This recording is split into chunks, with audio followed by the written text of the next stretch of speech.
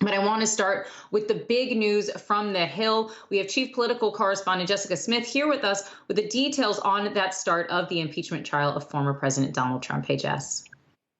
Hey, Kristen. Yeah, this impeachment trial is getting underway as we speak now. They will spend up to 4 hours at the beginning of this debating whether or not it is constitutional to impeach a former president. Then they'll vote on that. It just needs a simple majority to pass.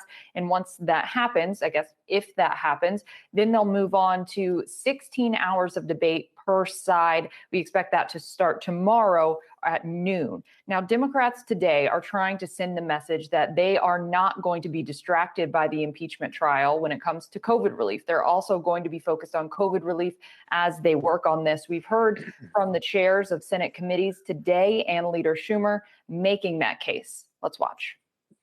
To the pundits who said we can't do both at once, we say you are wrong. We can and we are. The bottom line is simple. The Senate is moving full steam ahead on a bold plan to get this country out of the crisis, to speed vaccination distribution, provide a lifeline to small businesses, help schools reopen safely, save the job of teachers, firefighters, and other public employees, and so much more. Meanwhile, later this hour, business leaders will be at the White House. The CEOs of Walmart, Gap, the U.S. Chamber, Lowe's, and J.P. Morgan Chase will be meeting with President Biden, Vice President Harris, and Treasury Secretary Janet Yellen. They'll be meeting to talk about President Biden's plan for COVID relief. We have heard from the U.S. Chamber in recent days saying that there should be a bipartisan plan. They think going about this through reconciliation could hurt the chances of passing other bipartisan bills on things like immigration or infrastructure. So they're hoping to see bipartisan compromise on the COVID relief bill. And as this is happening on the House side, House committees are forging ahead with their work, putting together the legislation that they hope to send to the Senate in a matter of weeks. Kristen. All right, Jess, don't go anywhere. Let's continue this conversation on impeachment. I want to bring in Michal Isakoff, Yahoo News chief investigative correspondent. So, Michael, we're kicking off with this debate on whether this trial is even constitutional, if it can even continue. Where do you think senators are going to stand on this point? Well, we have a pretty good idea because there's already been a vote on the question, and 45 Republicans voted that it was not constitutional. So I will be surprised if there is a difference in the vote this week after the debate is through today about constitutionality. Now, 45 is not a majority, so the trial will go forward, but remember, to achieve a conviction, the House managers need 67, and that means getting 17 Republicans to go along. That seems like a very steep hill to climb, given where they are right now. I know it's a steep hill to get to 17, but do you think there's any chance that we could see some senators who voted and said, this is unconstitutional, but I'm still going to vote to convict? Do you think any will have the chance of flipping? Well, look, Mitch McConnell is the guy to watch for there because he has already indicated that he thinks the president committed impeachable offenses and did incite the mob, but then voted that a trial of a post-president is unconstitutional. So everybody will be watching Mitch McConnell. But Mitch McConnell has also indicated, even though he's the Republican leader in the Senate, that he's not going to whip this. He's not going to try to coerce his fellow Republicans to vote as he sees it. So it's anybody's guess. I will be very surprised if you see many more beyond those Republicans who already did vote to allow the trial to proceed. Mitt Romney, Susan Collins, a few of the Ben Sass.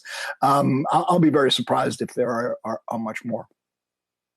Now, we know that politicians are always, of course, thinking about the next election that they have to get through. And I'm wondering how much this is playing into some of these senators' calculations that even if they do not agree or have even liked President Trump, that they cannot ignore his base and Trumpism within their own districts, at least as a part of the vote that they're going to be taking. Look, it's the United States Congress, so of course, if politics is going to factor hugely in the calculations here, and it'll be really interesting to watch. I mean, Trump has clearly lost support from where he was election day because of his post-election behavior and the groundless claims of electoral fraud. That said, it was really interesting. I'll point you to one little factoid that did not get a lot of attention this week. You remember Sarah Sanders, Trump's former press secretary, announced she was going to run for governor in Arkansas next year. Now, there were already leading candidate for the Arkansas governorship, Tim Griffin, who is the lieutenant governor. He had a whole campaign ready to launch, was the clear front runner. He bowed out this week because he did not want to run against Sarah Sanders, who was going to run as the heir to Trumpism, right? So that is a pretty good indicator that in the heart of Trump country, Trump is still a formidable figure, and you cross him at great risk. There has been some reporting that aides are saying the impeachment managers are going to present new evidence that nobody's heard before about this charge of inciting an insurrection. Do you have any idea where they might go, or what area are you watching when it comes to this potential new evidence? Well, first of all, we still don't know whether there's going to be any witnesses, right? So absent witnesses, then what the House managers are going to be relying on is this powerful video collection that they've put together of what went on January 6th, what the president was saying, how his supporters were responding to him, and then, of course, the horrific events during the storming of the Capitol. I don't know what new evidence they've got. Maybe it's more new videos, but they certainly didn't put it in any of their filings so far. And I got to say, if you look at the House manager's principal brief, which they filed last week, it was almost entirely based on press reports. I mean, because the House did not do any independent investigation. They did not call witnesses. They did not get documents. It's the video evidence of what Trump said and of what happened that is the heart and guts of their case. If they've got something new along those lines, we're all going to be eager to see it. But right now, it doesn't look like it's going to be any new smoking gun witness testimony or documents. But, let's wait and see. We'll find out soon enough.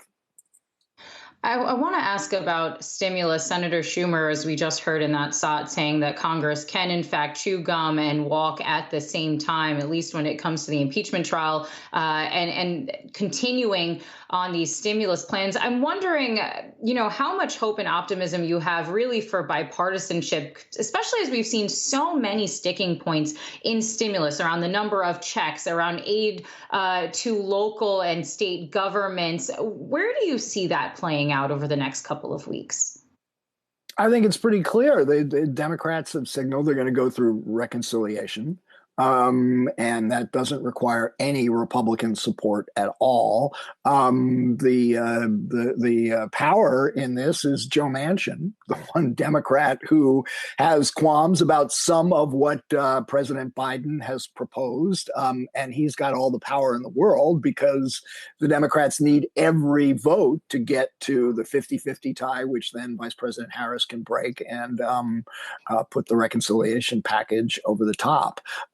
So I'm not expecting we're going to see a lot of bipartisanship on this or any bipartisanship on this. I think the Democrats are pretty committed to getting as much as they can get as quickly as they can get. And Joe Manchin holds the cards right now.